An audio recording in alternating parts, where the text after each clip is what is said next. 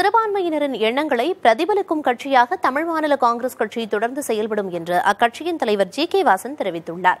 பாஜக கூட்டணிக்கு சிறுபான்மையினர் எதிர்ப்பு தெரிவிப்பதாக கோவை விமான நிலையத்தில் கேட்கப்பட்ட கேள்விக்கு அவர் இவ்வாறு பதிலளித்தார்.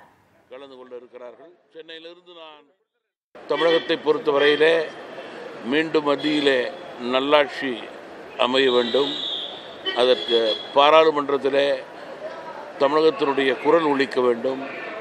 அந்த வகையிலே தமாக பாஜக கூட்டணி வெற்றிக்கு முழுமையாக பாடுபடும்.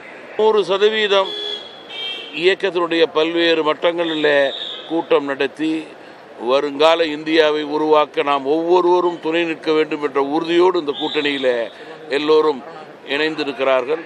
சிறுபான்மை மக்களுடைய எண்ணங்களை பிரதிபலிக்கும் கட்சியாகவே தமாக செயல்படும்.